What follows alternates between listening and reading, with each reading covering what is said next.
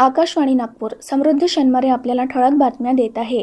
मतदान करणं हा प्रत्येक पात्र मतदाराचा अधिकार असून कोणीही यापासून वंचित राहू नये या दृष्टीनं सखोल मतदार पुनरीक्षणाची मोहीम निवडणूक विभागानं हाती घेतली आहे.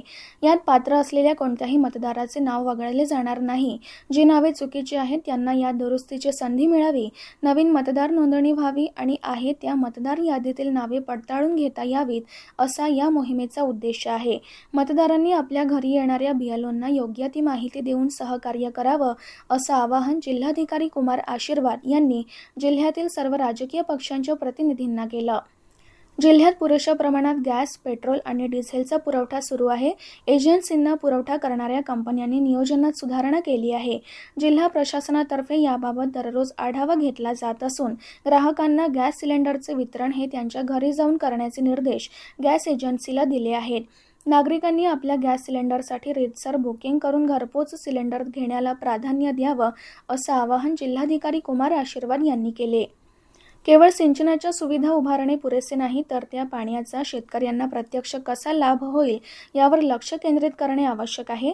यासाठी इंटिग्रेटेड अभ्यासावर आधारित नियोजनाची गरज अधोरेखित करत कोणतेही काम शेवटच्या घटकापर्यंत पोहोचले पाहिजे याचा विचार करा, असं आवाहन केंद्रीय रस्ते वाहतूक आणि महामार्ग मंत्री नितीन गडकरी यांनी केलं.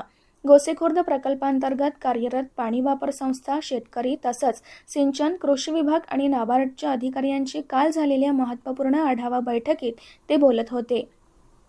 भारतीय राज्यघटनेचे शिल्पकार भारतरत्न डॉक्टर बाबासाहेब आंबेडकर यांच्या 135व्या जयंतीनिमित्त नागपूर जिल्ह्यातील कामठी येथे असलेल्या ड्रॅगन पॅलेस टेम्पल परिसरात जगातील सर्वात मोठ्या संविधान ग्रंथ निर्मितीचा ऐतिहासिक शुभारंभ आज करण्यात आला.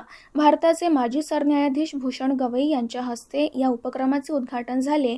यावेळी माजी राज्यमंत्री ॲडव्होकेट सुलेखाताई कुंभारे अध्यक्षस्थानी होत्या.